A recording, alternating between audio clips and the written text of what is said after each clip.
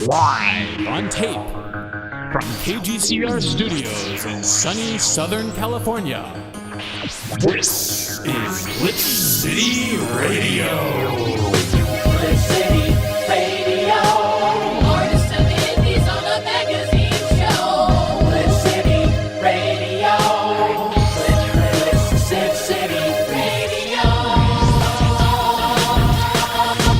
Welcome, everybody, to episode 3 of Glitch City Radio, the podcast magazine for Glitch City, an indie games and digital arts collective based here in Culver City. I'm one of your hosts, Julian Cantor, and across from me...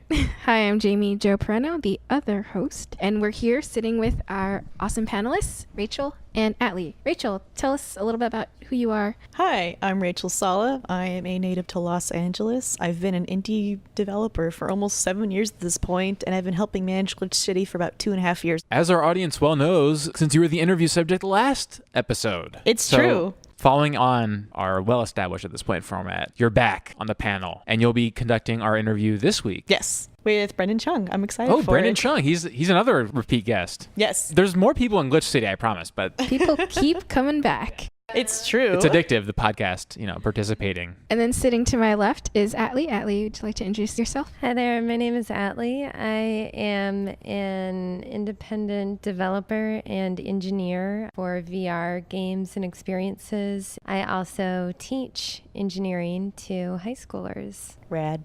Super rad. Sounds difficult. It's a blast. I just know from how I was in high school, I would not want to teach high school kids, but maybe your Really? experience is different. I don't know. I have had an opposite experience. I think everyone who works with high schoolers has a little bit of a glow around them because the amazing thing about high schoolers is they are so dexterous and their brains are peaking. They are completely well functioning, but they're unfinished emotionally, but then they are weathering all of these challenges. So are 30-year-olds, by the way. That's from my personal experience. But that's okay. Actually, we should mention we have a all-women panel, which is nice because our previous all men. I don't know what's going on there. We got to work on the diversity of our panel composition next time, Jamie. We got to... Oh, right. For our next round of shows. I, for one, am excited for this panel because we have a unofficial secret club within our collective called, and I don't know if we can swear. We can bleep it if necessary. On there. So we're Bitch City, which is a play on Glitch City. Nice. Not everyone knows about it. So Bitch City is representing on this show, this episode. Fight us. Tell us where you are. Turn your location on. We'll get you. Come to Glitch City if you want an ass kicking. Yeah. You know where to find us. It's true. Yeah. So I updated the location on Google Maps. You can actually find us now. It was not accurate before. No, it was an architect firm. Also labeled as the Internet Cafe. Not true. Right. Glitch City, we are not an internet cafe. That is correct. Okay. Anyway, let's get into our next segment. We've been doing this theme. Actually, some of the feedback we've been getting on Twitter and elsewhere, these themes, people, not so sure on the themes. We'll take that under advisement. We're going to have a theme this show. We'll reveal the theme when we come back from this commercial break. Live with Laura. She's doing it live. Live with Laura. It's happening live. Live with Laura. Don't get your backs to drive. Live with Laura. It's happening live. Live with Laura. She's doing it live. Who are you? I'm Alex Belzer, a game developer. What kind of games do you develop? All kinds. Do you play any game to de-stress? Theoretically, I play American or European Truck Driver Simulator, but I haven't played in a while. What I currently play to de-stress is Mega Man Legends, the most charming, cheerful, bright, happy game. Who are you? Rachel Sala, a longtime member of Glitch City. What game do you play to de-stress? I guess largely Destiny 2. Play some PvP, kill some robots, collect gear. Feels good, man. It feels good to end the lives of robots. Absolutely, they deserve it, even though I totally play as a robot in that game. Wow. Who are you? Ben Esposito, creator of Donut County, member of Glitch City. Is there any game that you play to de-stress? Most games do stress me out, but Dream Quest, a card-based roguelike for iOS. I've played that one. There's so many decisions that you can't make a perfect one every time. Just gonna see how it goes. Who are you? Adriel Wallach, game developer and organizer of Train Jam. I love game jams and I love trains. Well, then I've got a game jam for you. What games do you play to de-stress? Stardew Valley. It's very methodical whole, very pleasant, but there's times where it gets really stressful. Oh God, I don't have any hay and all my animals are hungry. This episode is brought to you by Skin Deep. Skin Deep. An immersive first-person shooter that takes place on a vast, non-linear starship. Skin Deep. Sneak, subvert, and sabotage to survive in this stellar sandbox. Skin Deep. You're outnumbered, outgunned, and have no shoes. Skin Deep from Lendo Games Skin Deep. is coming soon to your personal computer. Skin Deep.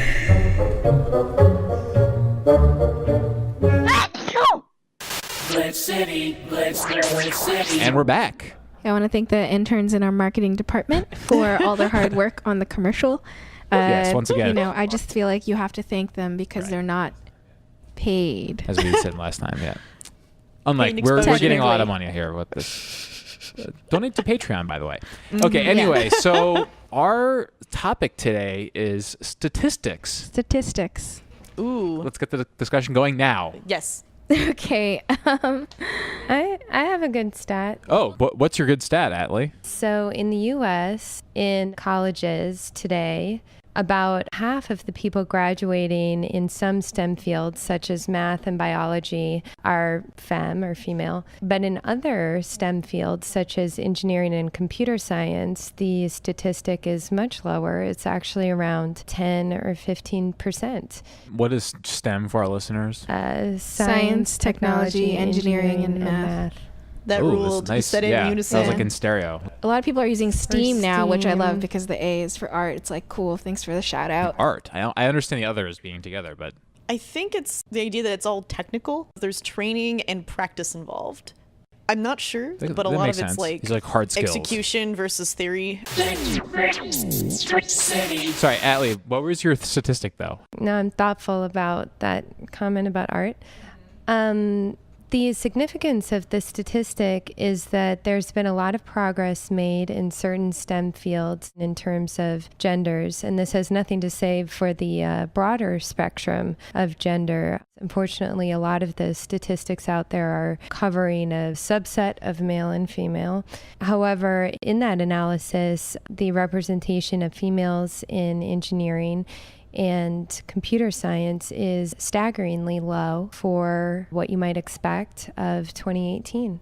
I started engineering when I was 28, and I was really shocked later in life to be in classes where there were so few females and to feel what that feels like. The fact that I'm a white woman from Westport, Connecticut, from a privileged background, great education, good health care. I got used to being treated as an equal. And then I think when I went into the engineering world, I felt this sort of change of being treated as almost as like a threat. Since then, I've sort of dedicated myself to getting more chicks interested in engineering because I think it's a lot of fun. Hell yeah. Pretty good, and also very good use of the discussion topic as well. Radio. I think it's surprising how we let a statistic like that sort of guide us. Like, we hear it and we don't forget it. I'm here at Glitch City. This is a community space. I like working out of here, but I have the same sort of goals. I want to make people who statistically aren't part of games or tech feel welcome to be part of it, and that includes other genders, other minorities. My goal now is to make them feel like they belong. And, I'm a minority woman from the Bay Area, though I was born in Silicon Valley. SanDisk is in my hometown, and Google is like next door. I went to public school, but I was very lucky in that my high school had an engineering program, so I was in the engineering track. The culture there is for everyone to get into tech. So it made sense for me. But then you move out of an area like that, or you finally get into the working world and you realize the demographic shifts. I float between quote-unquote geek industries, and that's definitely another place where people, the term is like fake geek girl. It's like, do you really read comics? Well, I make them, Or like, do you actually play games? It's like, yes, I've wasted so many hours playing games. And then you hear the statistics, and that's what drives home this unease that you feel. It's validating in a way for me to read those statistics. Like you're saying with like, oh, I'm going to choose this career path because I see the statistic that says that I should be choosing this career path. People can be sort of guided by these. Oh, I would say no one should choose games out of statistics. Right. Choose games because you have some sort of really weird drive to get your ass kicked every single day, as long as you're making games. But I meant mostly in comparison to Atley talking like about a very personal subject that is important to me as well as another female developer. Like, there's not that many of us, and I already feel like the stereotype is like, oh, female developer, clearly she's an artist, and I'm like, oh, I definitely fall into that. Versus Atley, who's an engineer. So you're kicking ass, Atley. Good stuff.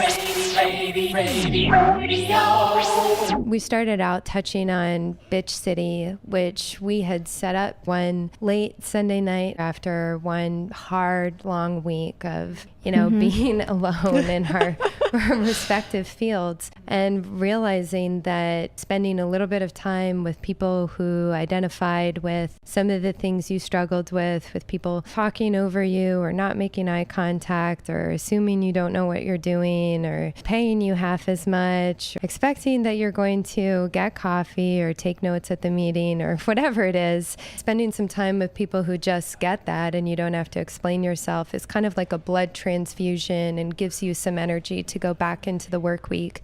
And I only mention that because you hear something like, oh, Bitch City, and some people reply to me and they say, oh, well, that's pretty exclusive. I just want to underscore the reason to have groups where, someone who is typically falling into a minority within a certain context suddenly finds themselves as a majority is because there's this revitalization of energy and strength. In terms of Bitch City, correct me if I'm wrong, but my understanding of it is that we just meet sometimes on Sunday evenings, and anyone can go. Anyone can go. The thing is, it's like, You have to be respectful of the reason why we've created the space. yeah, I mean, it's like if you don't feel the need to go on a Sunday evening to hang out with other femmes, essentially. Chicks. Yeah. Non-binary. Exactly. I need to open this up more because I as well am learning. The idea is to just tip the scales. And Yeah, well, we might need that energy more than people who do not identify as those things. So it's kind of self-selecting versus outright exclusionary. Like, yeah, sure, do you want to come and hang out on a Sunday night with us? That's fine,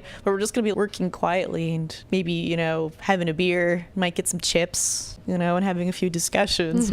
it has an intention of being welcoming and revitalizing. Exactly. Despite this sort of tongue-in-cheek play on Right. glitch. I think the point is if you can feel comfortable repping the label Bitch City, you're welcome. You're welcome to come join us and, try your hand at coding or teach us something or whatever it is. And it's one of those times I feel comfortable and like we can put music on and we can have a beer, and that's because it's Sunday night. It's not a big wild deal. Dance party. Yeah. And use garbage prototypes, publish those for no good reason. It's a place where really your cracks and failures are glorified.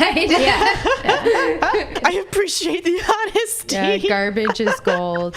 Oh, yes. At Bitch City. Oh, yes. The most supportive group for your dreams of failure. Very aspirational. I hope you feel inspired right now, Julian. I mean, if it wasn't on Sunday night, I would, be there in a heartbeat. But It's basically our church. Oh, yep. trying to tie it back to the statistic theme, completely drawing a blank. So let's go to our interview segment. Rachel, you ready? Yes. Okay, Rachel, you're going to be conducting your interview with Brendon Chung coming up next.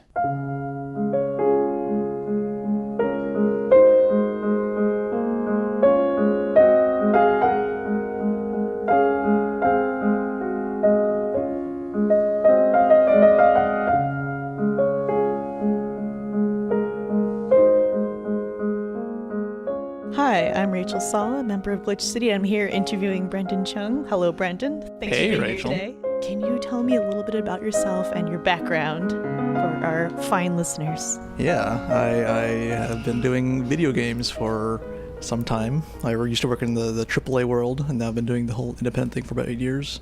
What was that transition like for you? Before the AAA stuff, I was in the mod world. I was making lots of things for Quake and Half-Life. And then I worked in AAA for about 5 years, and then I went back to doing my small stuff. So it was kind of returning back to home for me. And I'm having a really good time doing it. What are some of your previous projects? The last thing I released was Flotilla 2, which is a VR turn-based spaceship game with a bunch of cool glitch people collaborating on it with me, which I'm very happy about.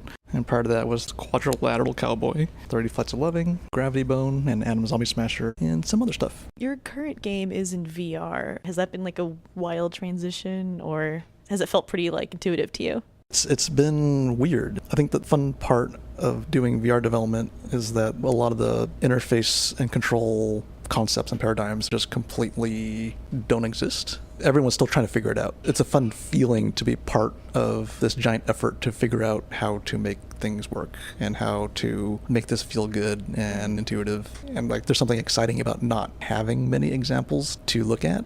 There's something fun about knowing that the thing that you're doing might be the first time that someone is trying it out. Yeah, VR is so new. There's lots of experimentation to be done. Just like super basic stuff of how do you move in a world, or how do you handle it when a person tries to stick their head through a wall and no one knows.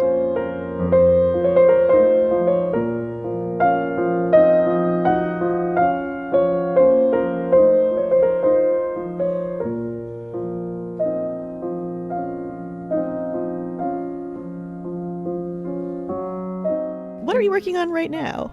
A first-person shooter game. Skin deep. Returning to your roots. Yes. I also know you're working on a few other projects, such as Sub Rosa and Dark Ride. I'm curious, how do you switch so well between so many projects? That's something I really struggle with. I think a lot of people do. Do you have any cool tips? No, I don't. The reason I don't is because I usually do just work on one project at a time. I'm usually just a one project person. And I think the reason why I'm doing multiple projects is I just thought I'd try it out. Sometimes doing just one thing, especially with Quadrilateral Cowboy, you kind of enter a bit of a rut sometimes. You're just hitting your head in the same project all day long. I thought it'd be kind of fun to try changing gears. Are you enjoying changing gears so often right now? Yeah. It's fun because everything kind of requires something different. Like Sub Rosa is kind of nice because I am one of the artists on it, so it's nice to just work on my one little corner of the game and just not think about it the rest of the day. Not a lot of like decision making. I mean, there is, but it's not like heavy design thoughts or anything, right? Yeah, that's kind of nice. Oh, like I get that. And it's nice to be able to turn off your brain. It's like, I'm done with this project. I can not think about it. Instead of ruminating on it 24/7. Yes. Was Quadrilateral Cowboy your longest project to date? It was. My stuff prior to that took about 6 months. Oh, wow. Which was kind of, I think that's a good amount of time to work for me.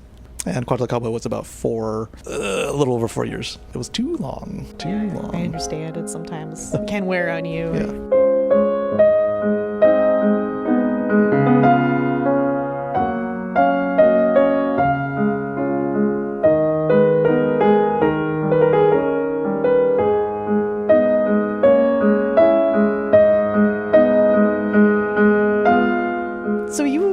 Found Glitch City. What was that process like? It was a bunch of LA developers, and we had been doing this thing called Strawberry Jam, where we met like at a coffee shop every Sunday to just work and hang out and not be alone. And I feel that. Yeah, and we just decided, it'll be good to have a more permanent thing. And so a lot of the people put a lot of time and effort into finding a space and getting all the paperwork and all that. I was very lucky to be a part of it, I feel.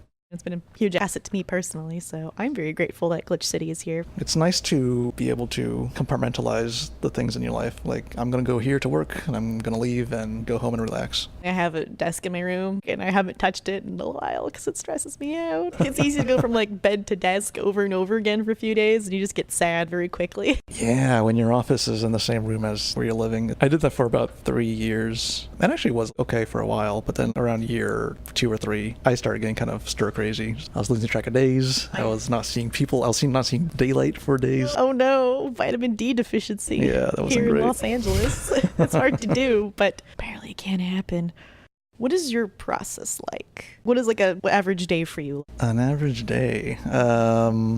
I generally don't plan out my projects very much in advance. I kind of feel it out as I go along. So basically, most of my days I'll just start working on a thing that I think is funny or interesting, and I'll just try to see where that goes. When I used to do like document stuff a little more carefully, I would just find that the organic design process would just kind of make that document outdated pretty quickly. With the way that I work, the game just kind of goes in its own direction. Do you have like a bit of a background in films? You incorporate incorporate a bunch of those cinematic elements very well in your games. The way that I try to think of it is that filmmaking, there's a bunch of things that they have in its language and its little toolbox that it has. I think one way to think about it is, instead of segregating all these things into cutscenes and cinematics, is to move them into the real-time things that the player is doing. Like, how do you make dissolves and cuts work in a real-time game? Not in a cutscene, but when the player's actually moving the mouse and pressing buttons. And it's a weird problem. It's kind of hard to find too many examples of it, so you're kind of like scrambling in the dark. There's something fun and challenging about that.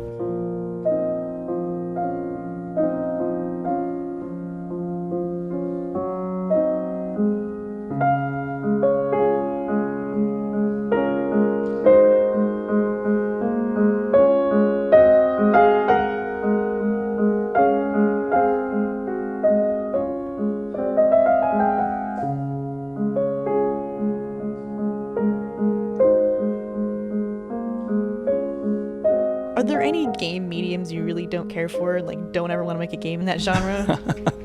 No, actually, no. My secret lifetime plan is I want to make a game in every genre. I want to try every genre out there. I generally don't play much sports games or racing games, but I would absolutely love to make one of those. I think it's fun to make things that you don't know much about. I think when you take someone out of the comfort zone, you get interesting results all the time. So if you were to make a racing game, would you base it off of a racing movie? Like, would you make Fast and the Furious the game? Or would you just be like, I think this is what a racing game should have in it? Would you make Speed Racer the game? Yes, I would love that. Yeah, I think there's so much to explore, and you can imagine so many wacky racing games you can make that don't exist out there, and I think there's something fun in just trying it out and see what it looks like. The one thing that I want to make is a racing game in which you have complete control over every button and gear and lever of the car, but you can't control the steering wheel. Ooh. I think that'll be funny. That would be really funny. Would it be another player steering, or would it be the AI? It would be the AI steering. Oh, that's wild. How would you, would it be a manual transmission car? Yes, 100% yes. Oh man, I would love to see the clutch and shifting. I want to do that on a controller. Yeah. Would you have to use your blinkers? Yes. Turn the headlights on and off? What about wiper blades? Everything. Every button. I'm so into this. What's another genre you really want to explore sometime soon? I want to do an MMO. Really? What kind of MMO? I want to do a chill MMO that I can play while watching television. What kind of television? The one in my living room.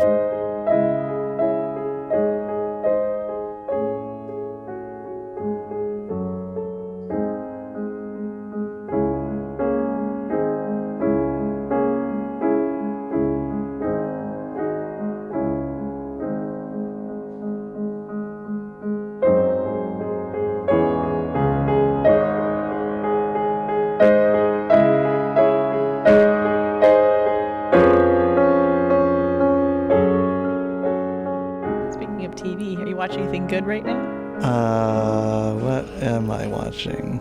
I watched the movie Van Helsing from 2004 with Hugh Jackman. With Hugh Jackman. I believe we talked about this in the car on the way to IKEA a couple days ago. Yeah, it's mega entertaining. It's from the person that directed The Mummy, starring Brendan Fraser. So if you want to see The Mummy but in wearing a Victorian medieval hat, then this is the movie for you.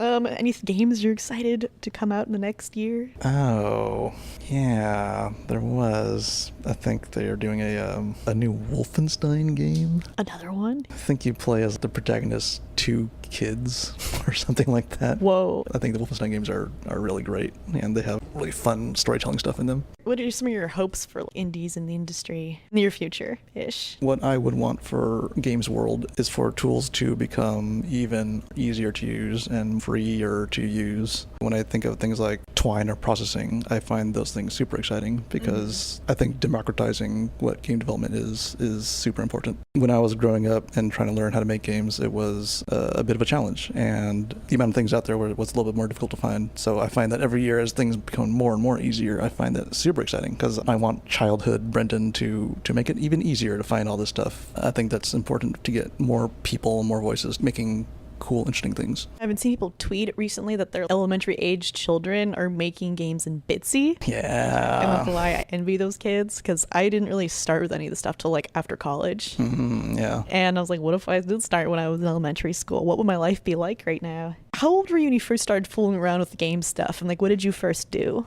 I was in about 4th grade or 5th grade, and I was playing with QBasic, which is a simple language that comes pre-built with Windows or DOS machines. Memories. Yeah, and I was really into Sierra adventure games at that time, so I would just try to make my own text adventures. And basically the games, the way that I made them was you would be in a room and you would have 2 choices, and one of those choices would let you continue on to the next room, and the other choice would kill you immediately. And then you just repeat that over and over again for a bunch of rooms. It's like Dark Souls. It's like but like 20 years ago. Amazing. You are visionary.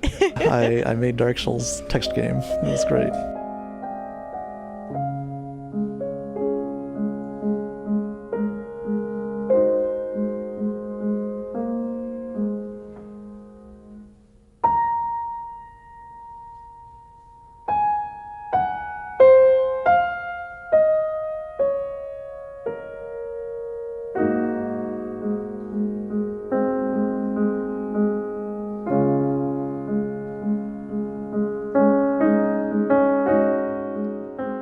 Well, thanks so much for taking the time to talk with me this fine afternoon. How do people find you, Brendon? On Twitter, I'm at Blendo Games, BLENDO Games.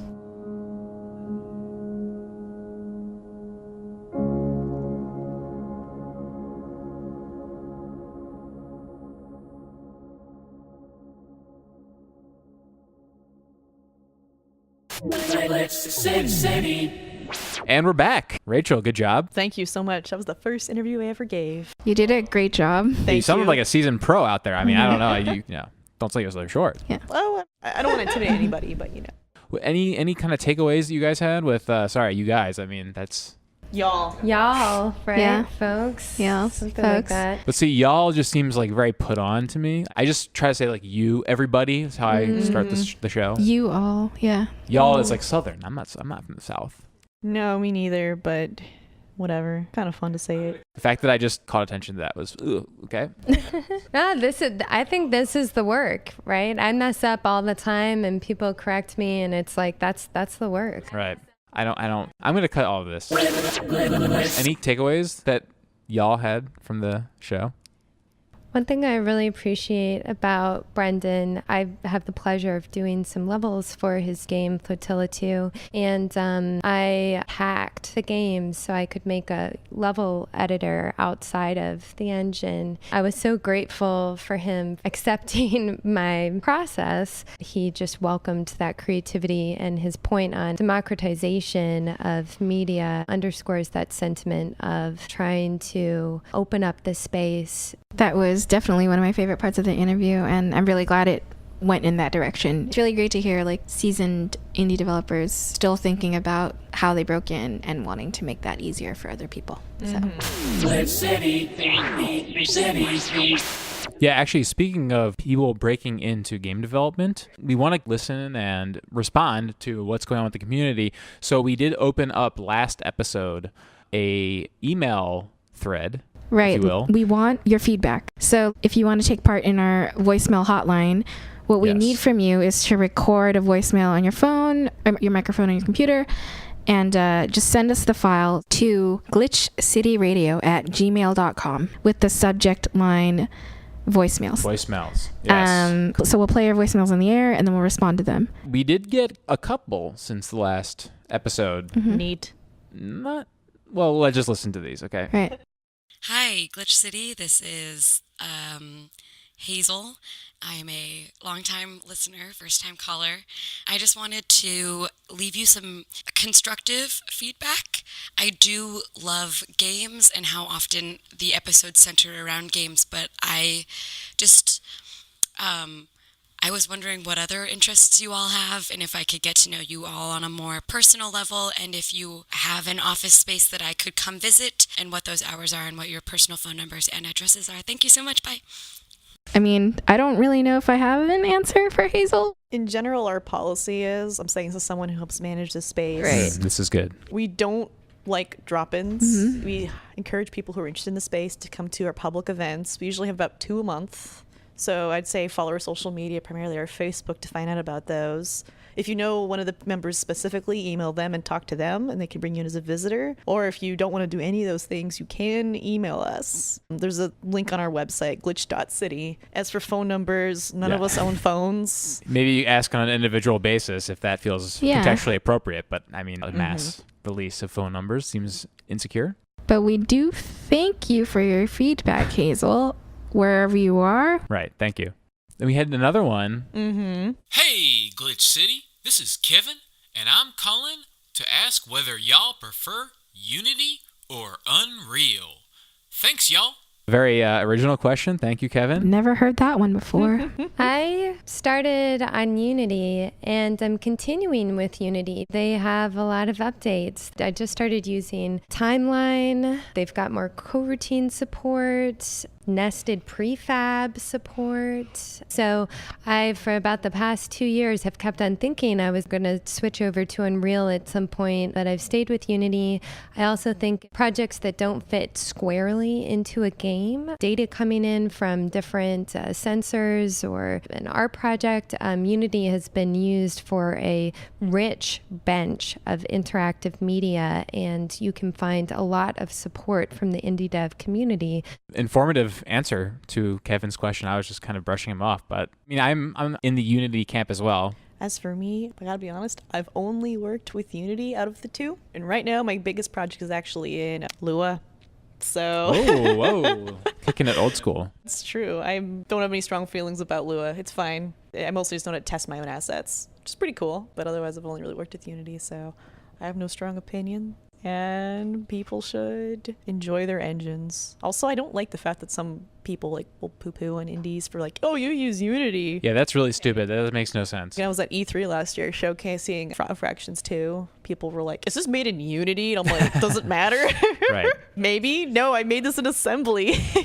Are you impressed? In that case, yeah, in that case. Okay, I'm getting the move along sign from Jamie, so let's wrap it up. Thank you to Rachel and Atley for coming. Thank you so much for being on the show. This was maybe one of my favorite group panels so far. Oh, thank you. I had a great pleasure. time. We'll do this again sometime. Absolutely. Glitch City.